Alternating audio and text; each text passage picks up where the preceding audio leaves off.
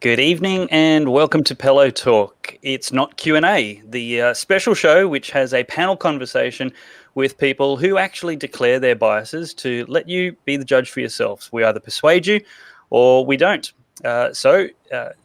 Tonight's guests are George Christensen, who I've invited back on the show just a fortnight after his first appearance due to a really great article in the Courier Mail, which essentially, Sunday's Mail, described him as the Maverick Queensland federal MP. So welcome to the show, George Christensen.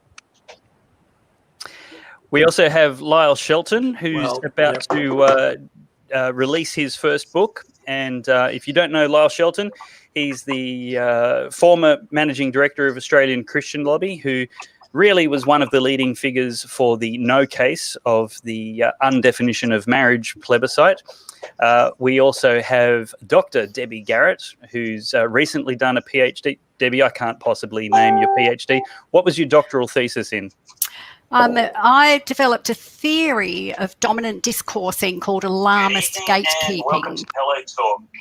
Okay, whoever's got that delayed stream on will need to mute that. But dominant discourse theory, is that right? It pretty much sounds like the show we're trying to improve upon from the night before. But yes. Steve Kilah, my good friend, longtime friend, investor, economist, and gadabout. Is that a thing that anybody knows?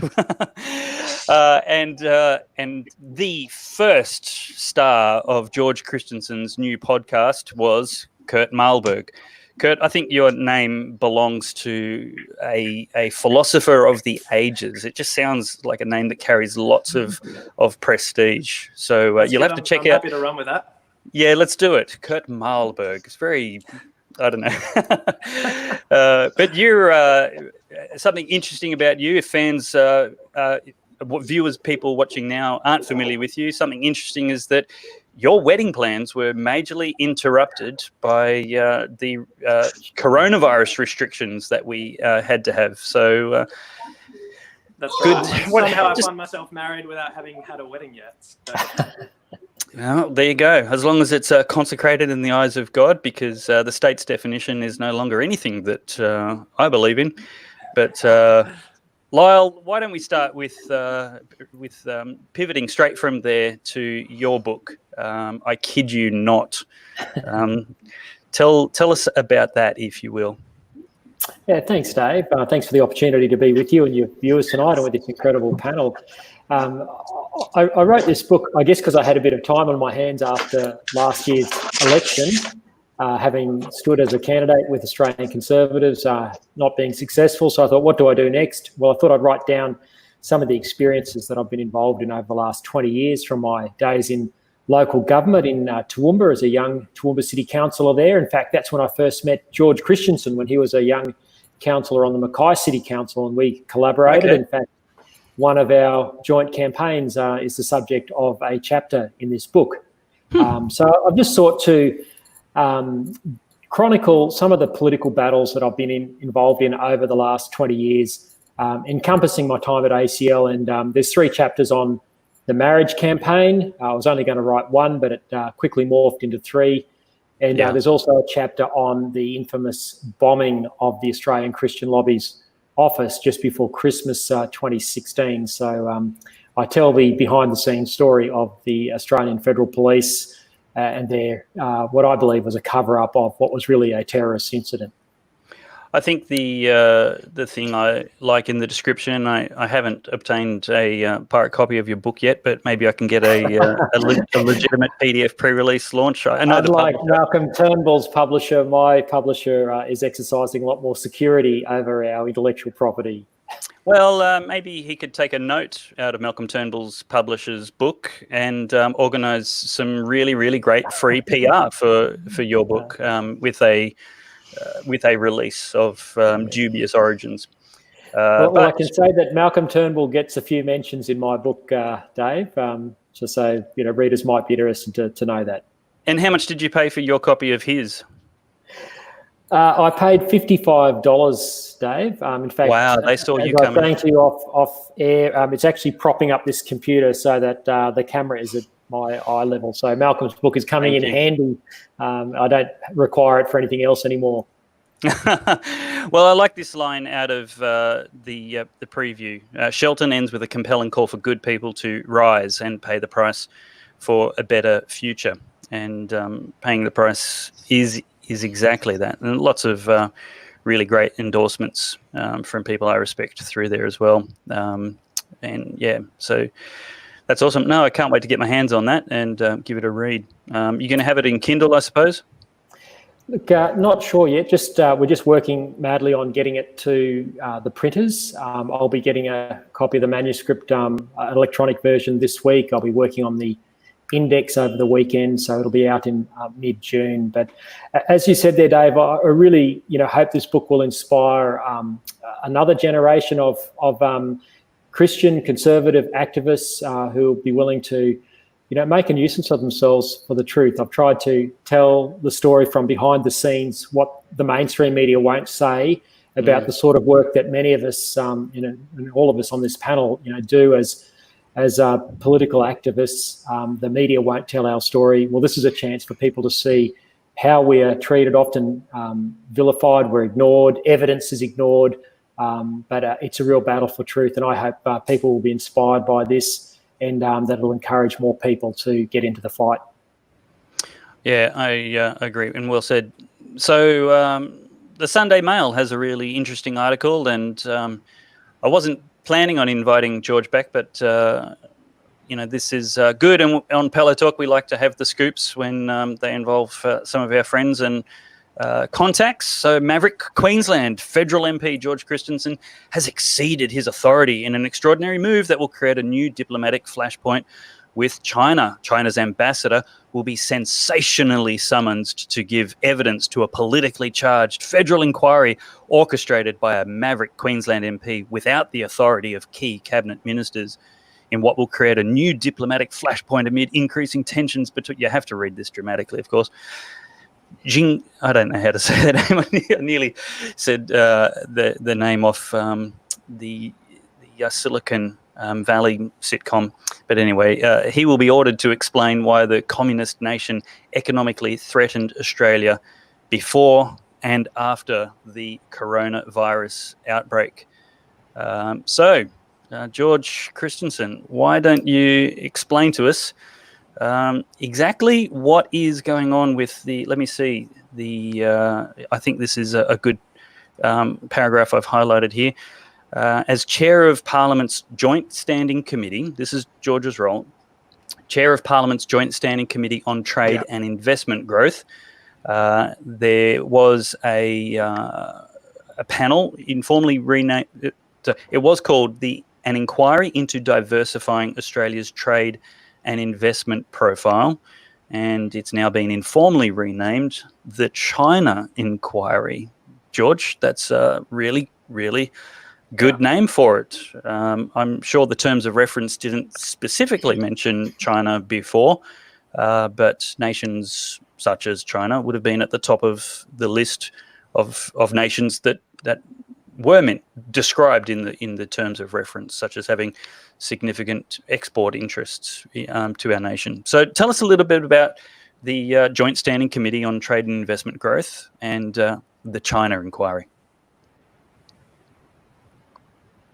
Well, David, thank you, and to you and your listeners and the other great panelists. The first thing is I'm having a little bit of scratchy sort of noise in hearing you. Can you hear me okay? Yeah, there's a teeny tiny bit of white noise in the background, but you're coming through loud and clear.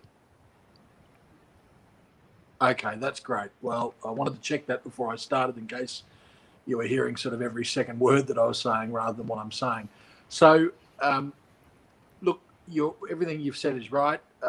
The Parliament's Joint Standing Committee on Trade and Investment Growth, back in late February, at my behest, because I'm the chairman, launched an inquiry, and the inquiry is into the diversification of Australia's trade and investment profile. It sounds really innocuous and innocently named, but the reality is the original version of that inquiry was all about China. After some toing and froing in the committee, we removed the name China, but in essence, the committee did agree to the terms of reference, which are all about China. If you have a look at the terms of reference, it includes questions relating to whether we've put too many eggs in the one basket, whether we're over-reliant on any one particular market for exports, and we are. We are, because about 38%, I think, of our exports go to one country, the People's Republic of China, or the so-called People's Republic of China. It also asks whether we've become too over-reliant on foreign investment and foreign ownership, and that's something that a lot of countries are involved in, but in particular, we're looking at the implications of state-owned enterprises' involvement in foreign investment. And that really goes back to one country, the so-called People's Republic of China, or Communist China. We're looking at how these matters intersect with national security and how we're managing the national economic risk. We're looking at matters relating to political disputes and how that intersects with trade disputes. All of this was, I'm going to say, a lot of foresight launching this back in February when the pandemic issue hadn't even reached our shores. Now it has. Now there's a lot of questions. There is a political dispute over the origins of the Wuhan coronavirus. And because we are asking questions about it, because we are pushing, and Scott Morrison doing a great job in actually pushing for an international inquiry into the origins of this pandemic, China is now not only threatening us, we had the ambassador, Cheng, last week threatening us about potential boycotts, but now we see impositions and a halt on the export of barley crops to China, and now beef. So they are bullies. They use their trade as a coercive tactic. And this is not something new. China's been doing this for a long time. And, we could look back to when we were discussing Huawei, questioning whether there was a security issue of them being involved in the rollout of 5G. And they put some restrictions around our coal exports. I've got to tell you, if you've been paying attention to this, to China and what they're doing, recently the Netherlands changed the name of their office in Taipei from some, innocuous named trade office to the Netherlands office Taipei. I mean, all countries have offices in Taipei. It's a de facto embassy.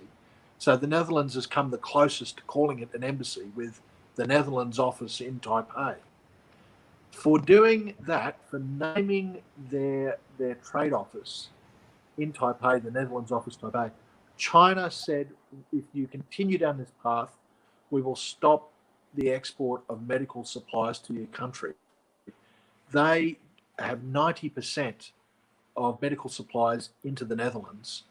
They are bullies. They use this coercive power they have, and it is a big problem. We've got to find a way as a nation to get out of this mess that we've got ourselves into.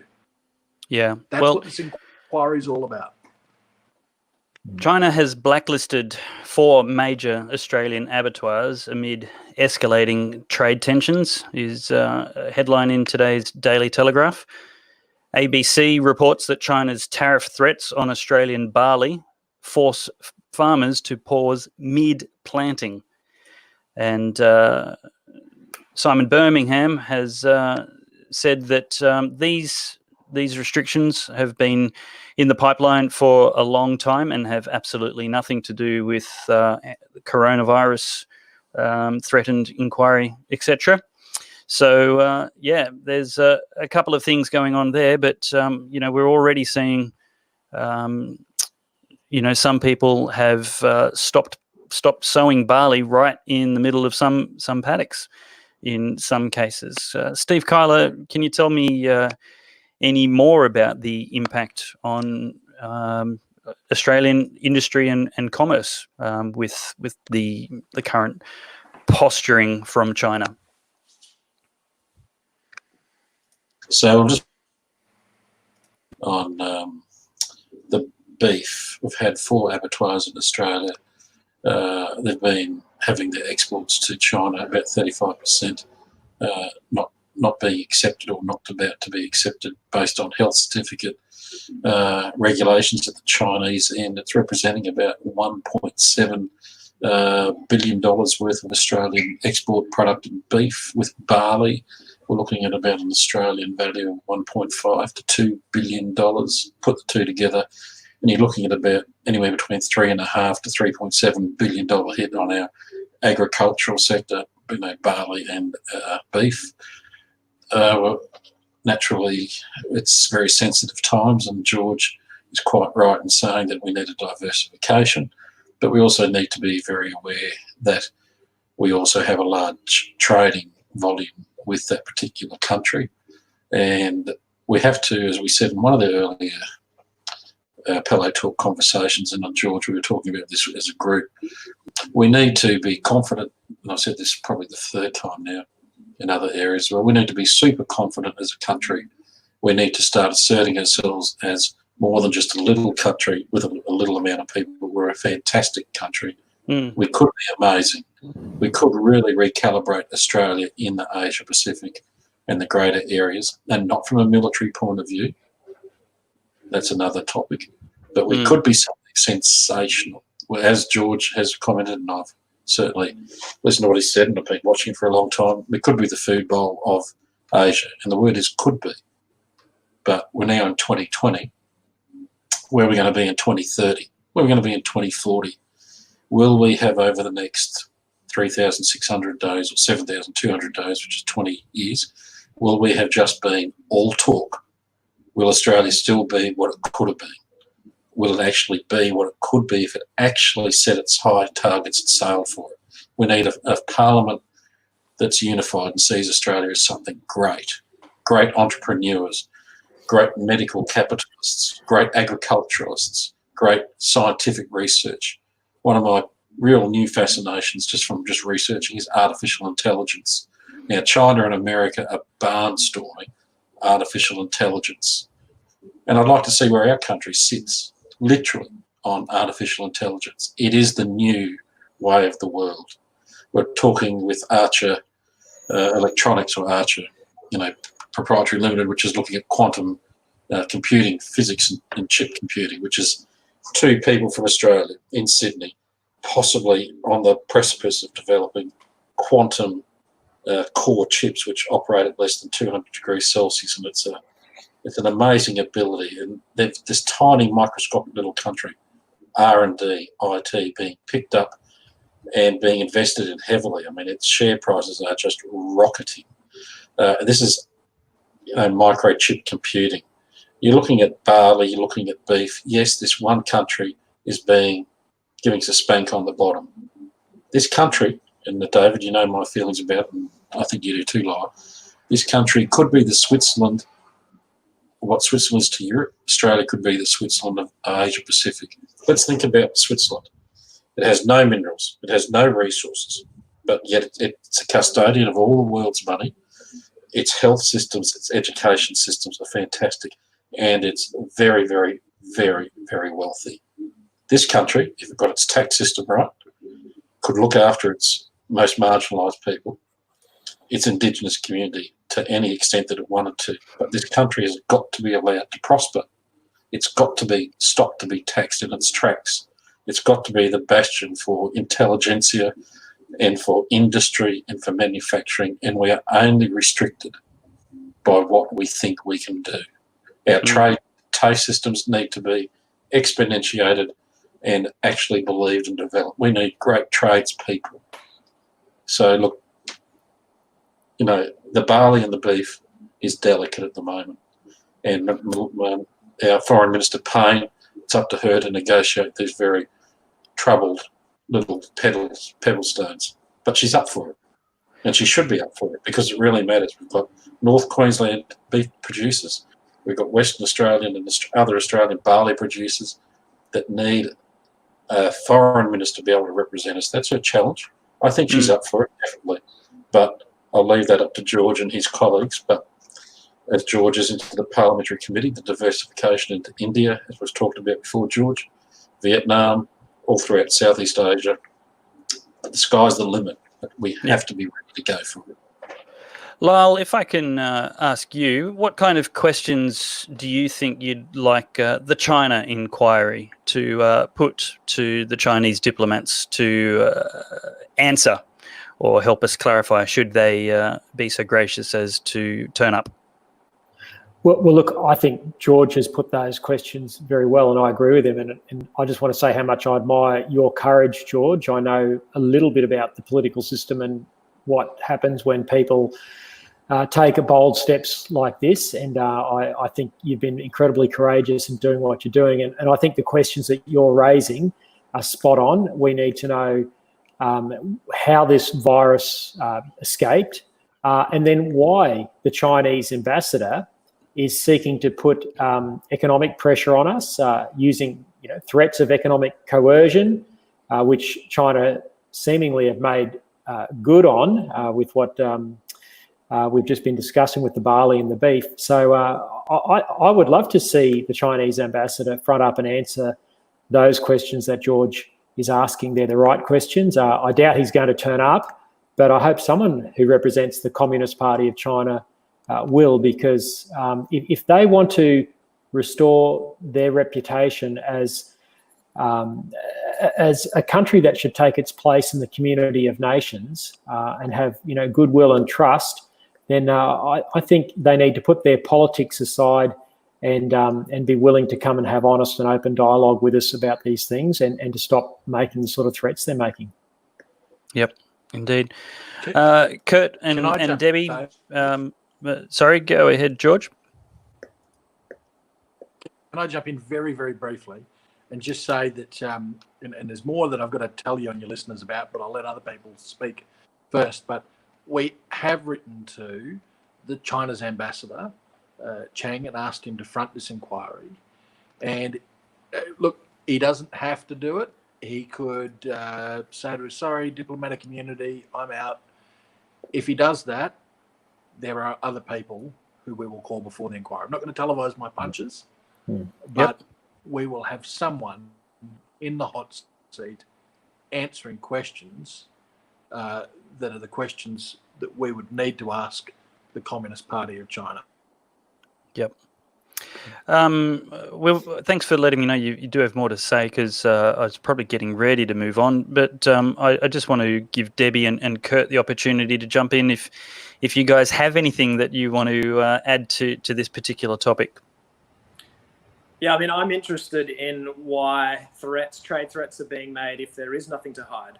I think in many ways their hand might have been revealed by the fact that they're making trade threats. If they have nothing to hide, then an inquiry into the origins of this virus shouldn't really be a problem. So that's probably the big question on my mind. And I really respect you, George. As Lyle said, I feel the same way, because I think there are, even in the media, not enough voices, not enough people asking the right questions. This is particularly so in the American media, but it's true here in Australia. As we just saw in that Courier Mail article, it sounded like it might have been written by the Chinese Communist Party.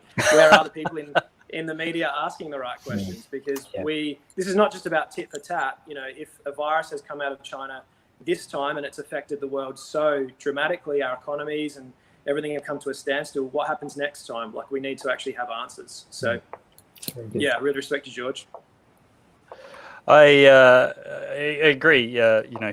Here we want strong politicians asking strong questions fearlessly. And if there's nothing there, then so be it. Scrutiny it isn't a bad thing if it doesn't turn up something. But I'm not 100% sure that the electorate of Dawson is going to be very unimpressed with that write-up in the Courier Mail. As much as it may have sounded quite harsh and scathing, I think there'll be a lot of people in rural Australia, let alone North Queensland, who are wanting those exact same tones and postures taken with the CCP. So Debbie, have you got any thoughts on that before we go back to George for some more information on what's going on? I'm in full agreement. You know, there needs to be an open book policy, really, in terms of even being able to ask questions. And what Lyle said earlier about needing more people to step up and pay the price is very true. That until we have more people willing to step up and ask those questions, and maybe a bit more control about the price that does get paid by people who do step up with the less dominant voices, we're just going to be creating more of what we've got, and we don't want that. So it does take the courage to ask the questions and demand the answers. Yep. Well, George, let us know before we move on to the other news topics of the day. Is there anything you can break for Pellowe Talk Live viewers? Hashtag not Q&A.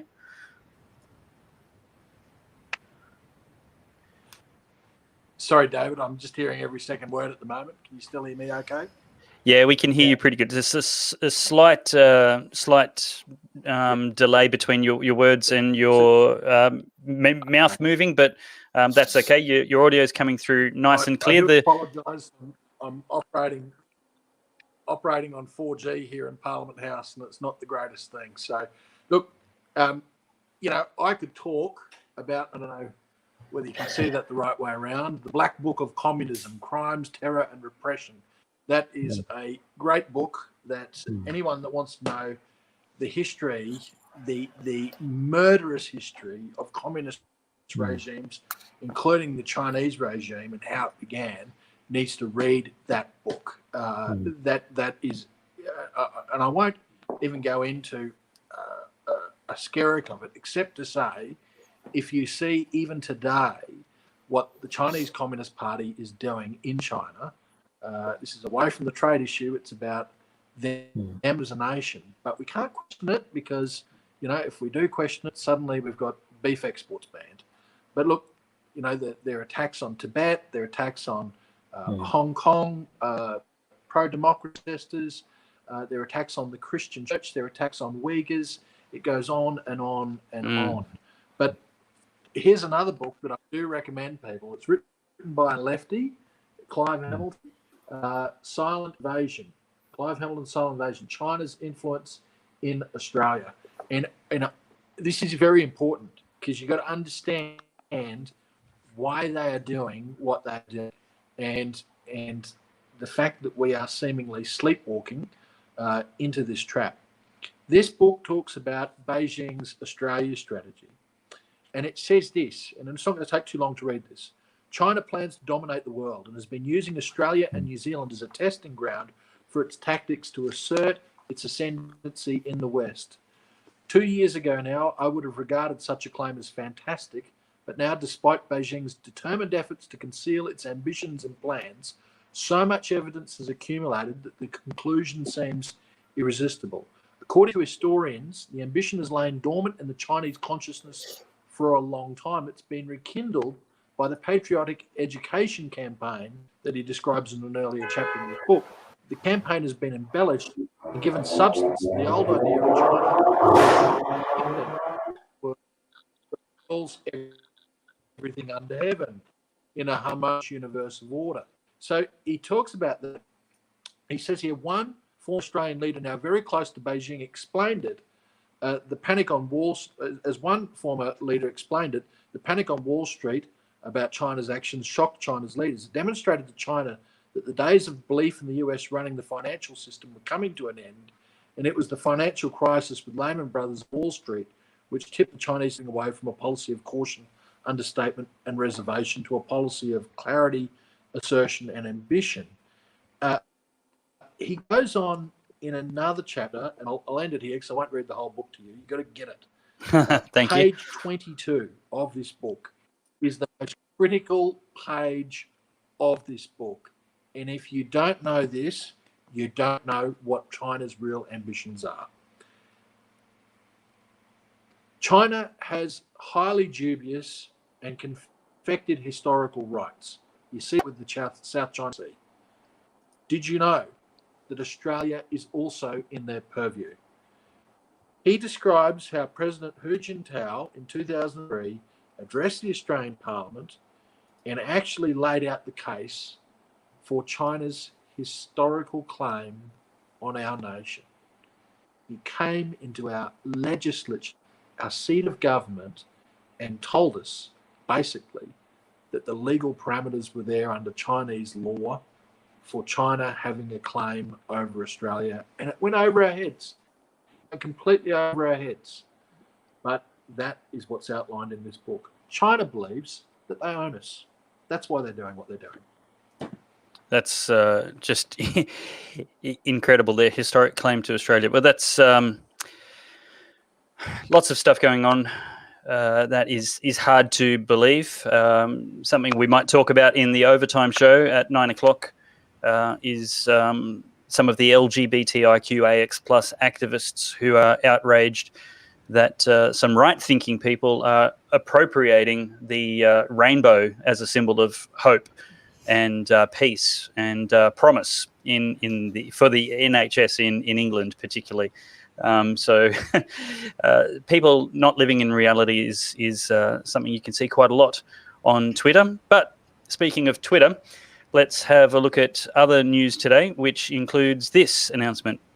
Alan Jones announces his retirement from radio, not from all media, but just from radio, with Ben Fordham going to take over his spot. And one of the things that's objectively true is that he is at the top of his game.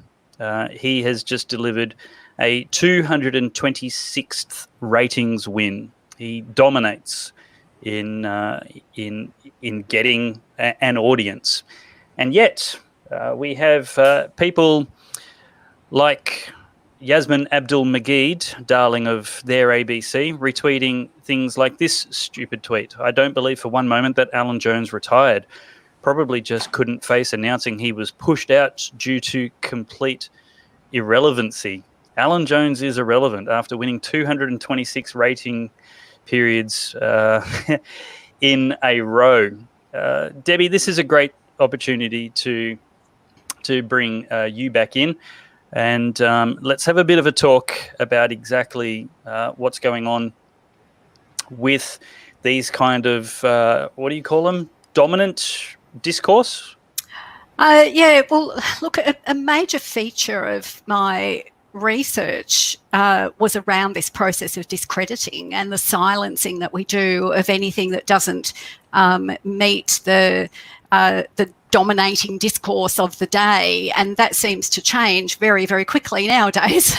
But the discrediting has become really problematic because when you demean and discredit someone who speaks into the discourse in a way that you don't like, if you have the power, such as the radical lefties do,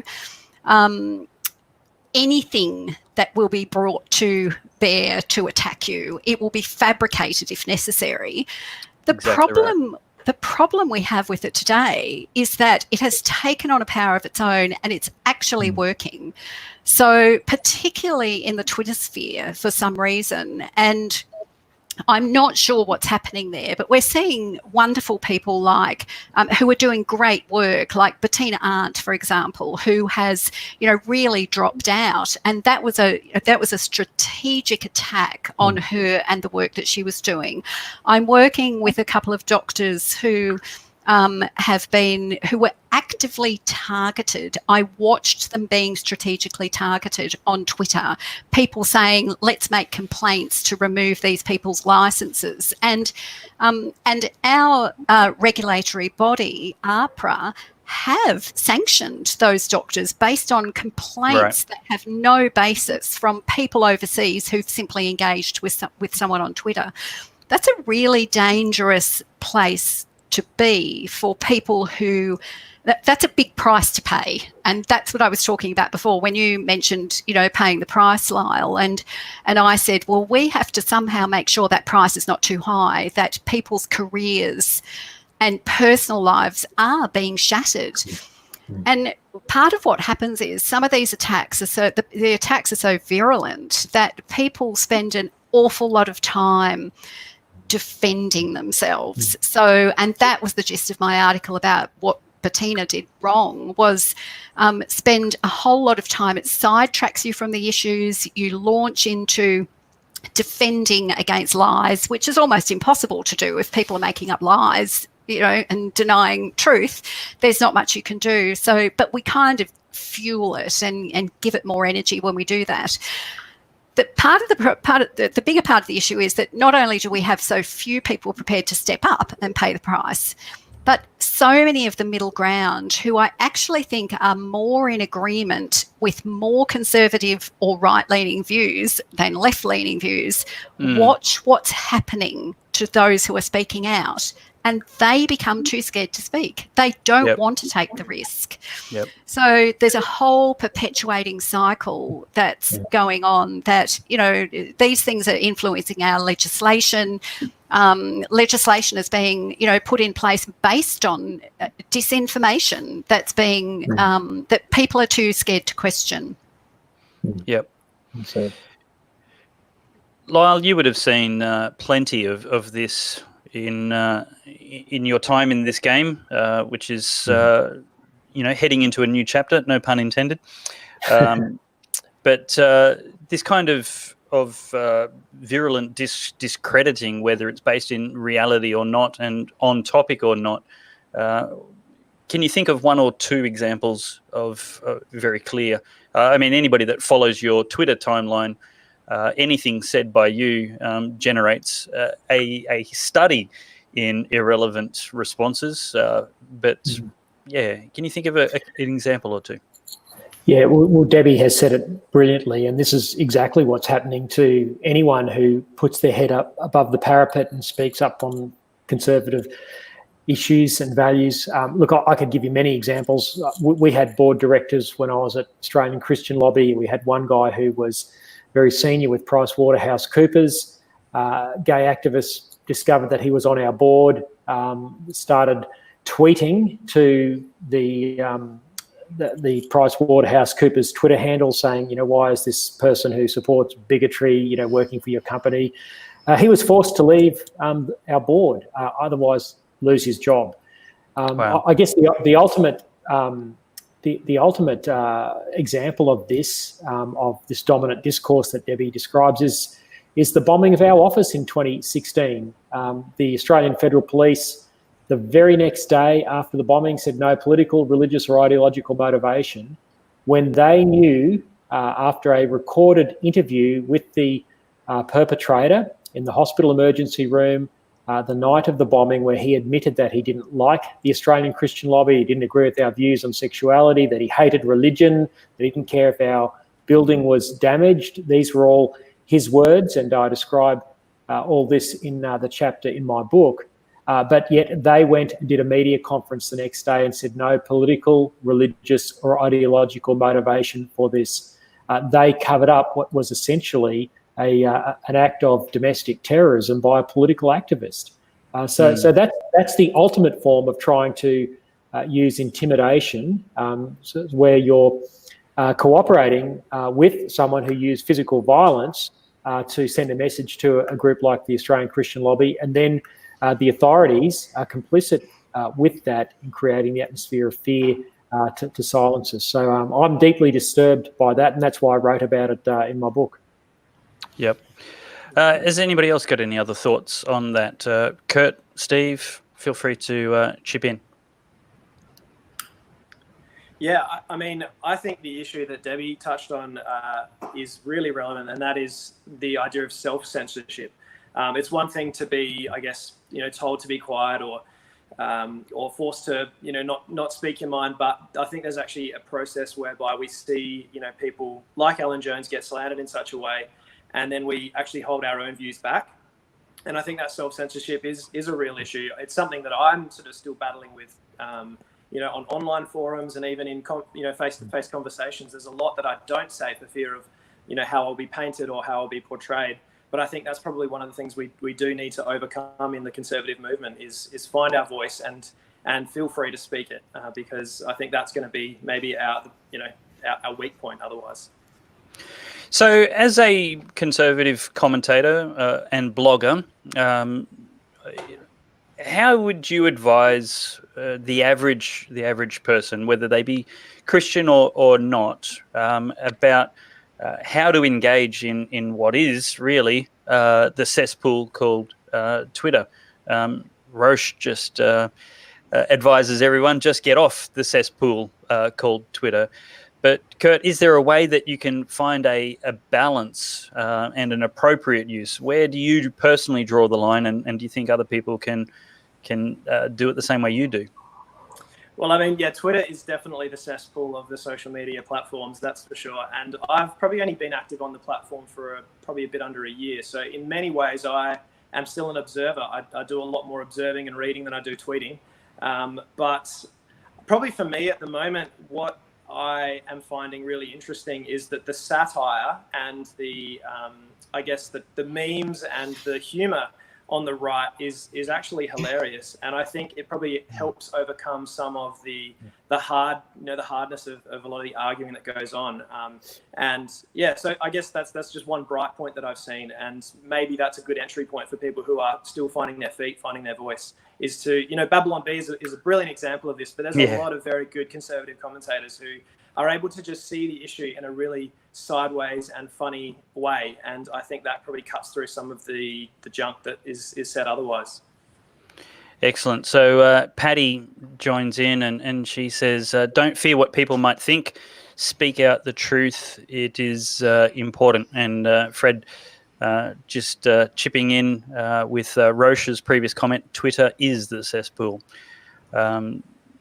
Debbie, how do you handle the cesspool? And let's broaden it. You don't just have to talk about Twitter, but you've studied this in great detail and even done a PhD on this. Is this something that just for people who might describe themselves as somehow called or qualified for full-time advocacy and activism, or is this something? Is there guidelines and sensible policies that the average person, who's just got a passing interest at the most, might be able to follow to do this well? In terms of engagement, I've always had a policy of, as soon as I have seen the first comment that dismisses me as a liar or a religious nutter or a woman hater or any of those kinds of things that people do, I have a policy of one more comment that's educational, that might offer the person an opportunity to get back on topic. And if that doesn't occur, I mute them on Twitter. I don't block people, because if you mute them, they don't know. And I think it drives them a bit nuts to, they can continue engaging all they like and I don't have to see it. Yeah. But I have that policy. I don't engage on that level. So I don't argue. I don't try to defend my credibility or my professionalism. I'm not interested in, when people say, well, where did you get your PhD? What university did you get your PhD from? It's irrelevant to the topic we're discussing. So that's been my thing. I've always been very careful about not playing that game and getting drawn into feeling defensive, and therefore sometimes maybe that makes you say things you don't really mean sometimes as well. So, and I think that's important, because we never know. We know the people who are watching, they're the ones who are engaging with us. We don't know the people who aren't watching, who we may be influencing in a very powerful way. And they're the people that I'm most interested in. Am I speaking truth? Am I speaking evidence? Am I doing it respectfully, no matter who I'm talking to, and regardless of whether they're speaking respectfully to me? And people do see that, and I think that that's important. So, in a nutshell, it's, don't engage in defending your position. Offer evidence by all means. Ignore the demeaning and discrediting, and simply move on. From it. It's very distracting. Dave, I was really disappointed that our friend George vacated the Twitter sphere very publicly. And George, I reckon you should get back on it. I think we need to make sure we keep the space. And just to back up Kurt's point, Titiana McGrath is the funniest person on Twitter. I encourage everyone. Brilliant satire. Hilarious. And she's actually a male. But absolutely hilarious account. So get you've actually started a new controversy for me, Lyle, and I think it's slightly amusing, but probably only to my teenage mind. And that's the pronunciation of her name or his name. Do you want to run that by us one more time? Sorry, man, I said Titiana, but Titania. My apologies. And Kurt informs me that Titania is a male. And Dave, I rebuke your teenage mind. Discipline. Anyway, my mind wasn't going there, Dave. To the pure, all things are pure. There you go. We've just put up that wonderful account there. We'll show you that again. Titania, I'm going to go with Titania McGrath. She's an activist healer, a radical intersectionalist poet, selfless love and brave. Let's have a quick look. If any of the following apply to you, 12 hours ago, straight white male, your very existence is an act of violence and you owe me an apology. Yep, that sounds like your average follower. That's tonight's panel. That's most of tonight's panel. That's a problem. That's awesome. Hey, look, on this question, we had a great comment from Evelyn Ray. Conservatives have to start playing by the rules that the left have created. Report, mute, block.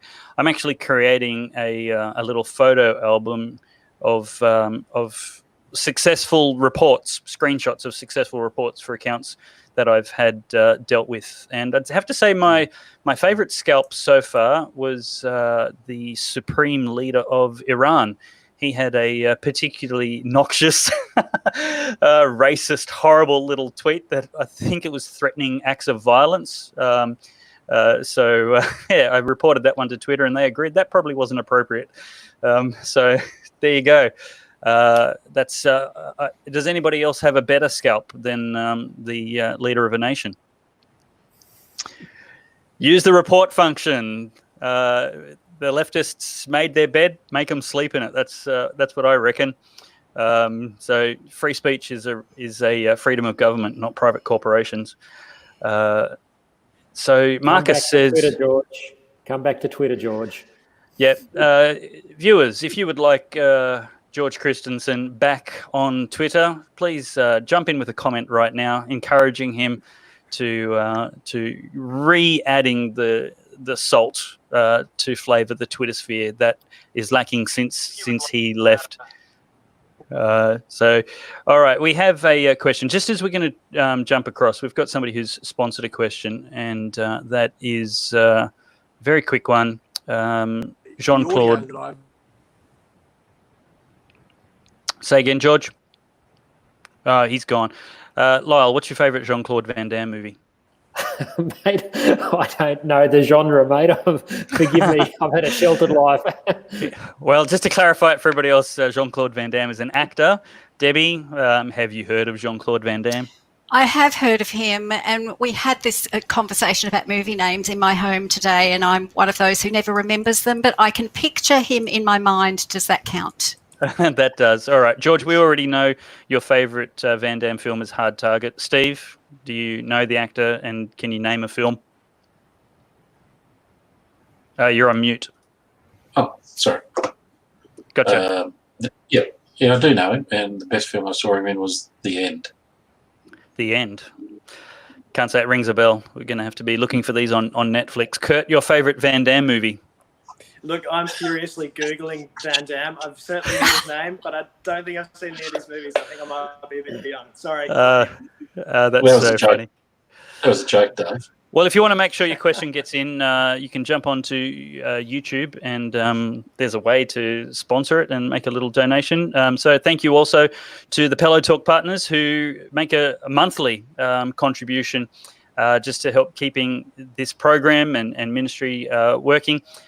We might as well do a little promo here that if you want to get more Pellowe Talk, you can subscribe to updates on Facebook, Twitter, Instagram, and YouTube at Dave Pellowe. I've also got podcast where this show will be on tomorrow. The audio will be on that, and you'll be able to listen to it at length while you drive to work or do whatever, mow the lawn. I like listening to podcasts while I'm outside.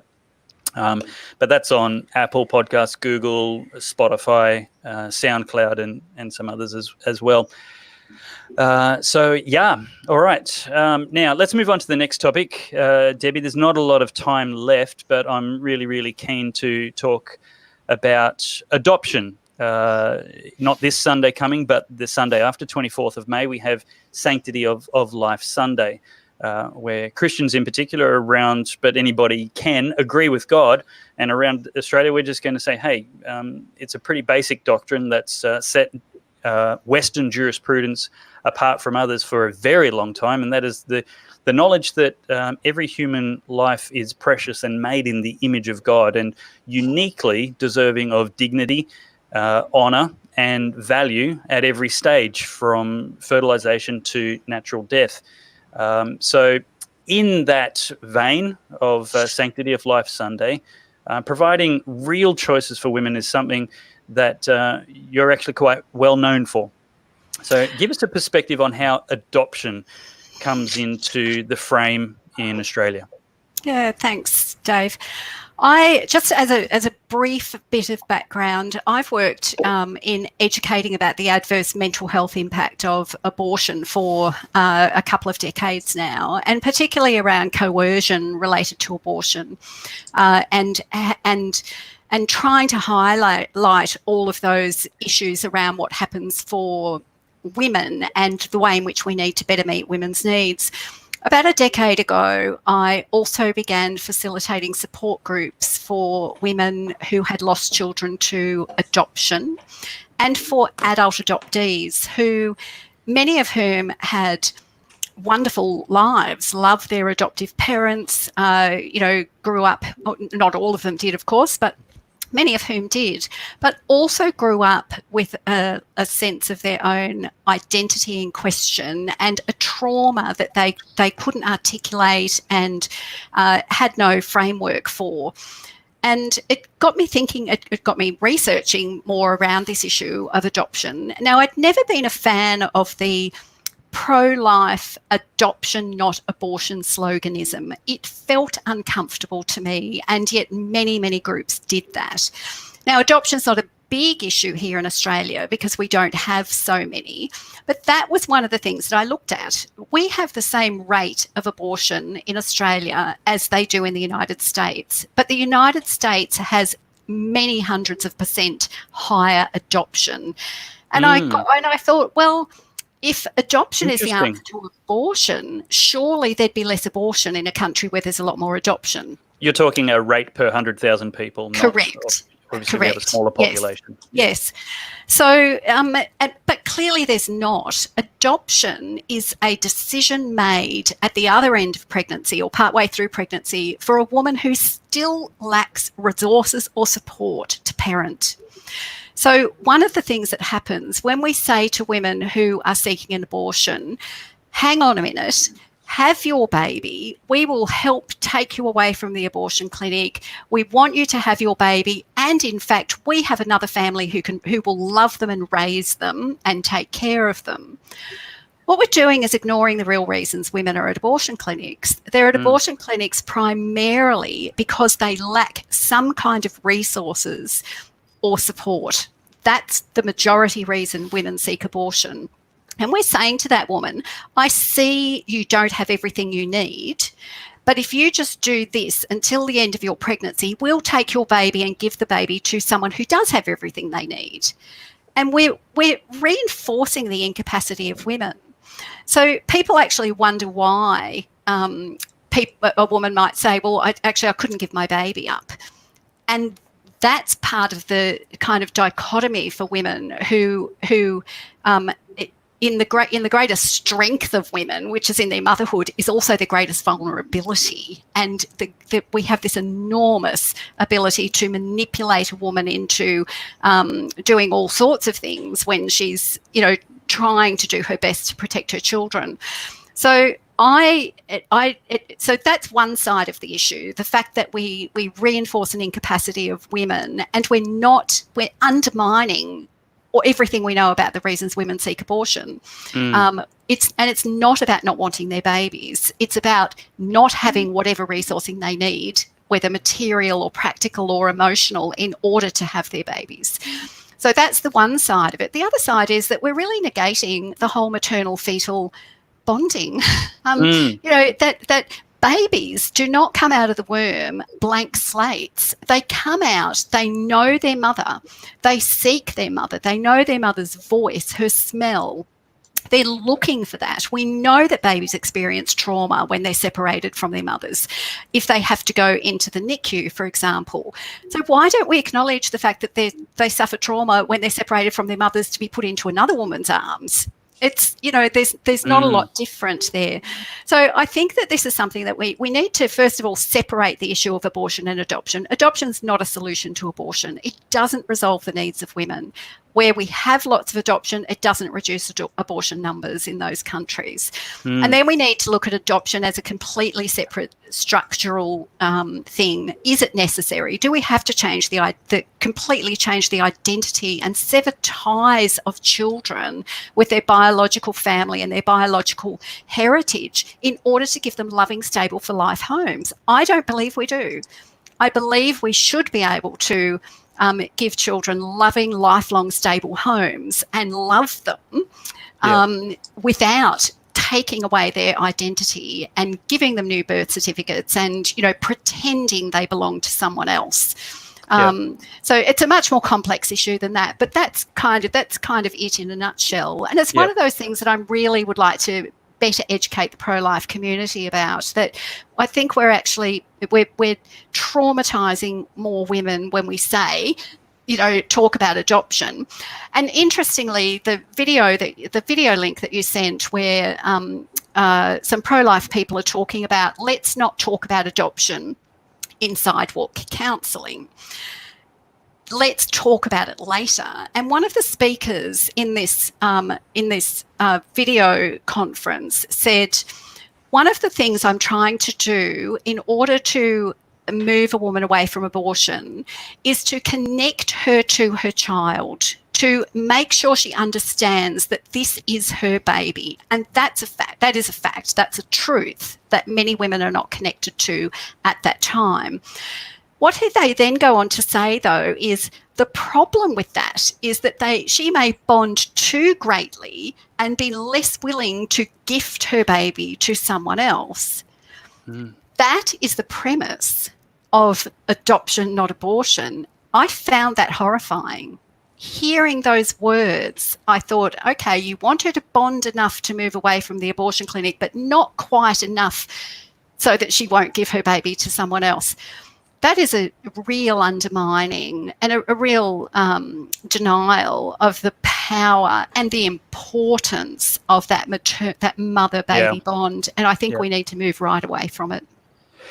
Look, I want to wrap it up here. We've got to finish the show within the hour, but we'll whip around and get everybody to summarize the hour just very, very quickly, guys, like 10, 15 seconds each. But just quickly, although we're going to wrap up Pellowe Talk Live, hashtag it's not Q&A, we are going to go straight to an overtime show. We're going to get into adoption a whole lot more. It'll be 20 to 30 minutes. And I'm also going to do a one-on-one interview with Debbie on this topic, because there is just so much to unpack. It wouldn't do it justice to bring it into this kind of into this show. And hopefully we'll get Debbie back again in another future episode of Pellowe Talk Live. But if you're watching right now, don't forget to stay tuned to this station, refresh. We'll be right back within 1 to 2 minutes of this show ending. Lyle, wrap up the hour for us. Your thoughts in 20 seconds. Debbie's comments there were just brilliant, priceless insights there. Dave, I would just say that there's an investigation into the former Queensland Deputy Premier Jackie Trad over allegations of corruption. She should be investigated for her role in leading the Queensland Parliament to pass abortion to birth legislation. Yeah, 100% agree. Kurt, what do you think? Thoughts concluding this hour? Well, a quote from the blurb of Lyle Shelton's new book has come up quite a few times tonight, and that is that good people need to rise up and pay the price for a better future. I think that's a a really good summary of the night. And I also think we should get George back on Twitter. Maybe we should get hashtag George on Twitter trending or something like that. Bring back George. I like it. Bring back George. Awesome. And Steve, I trust you'll be sticking around for the overtime show. Yes, Dave, and just be keeping on watching the geopolitics of Australia and the other Southeast Asian countries in the next coming weeks, obviously, with regards to trade, foreign investment and the stock market. Brilliant. And George, your parliamentary Wi-Fi not so good, and 4G only a little bit better, but you got some wrapped up thoughts for the evening.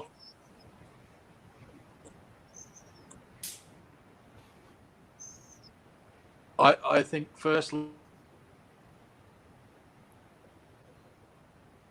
I need to get better tech set up so that I can actually do this properly. I heard a fair bit of what I had to say, and she is spot on. It's one of the most important. Brilliant. Yep, that's not just you, Debbie. We're all. George, we got just about everything from you tonight, but just then we probably lost about 60% of your final seconds.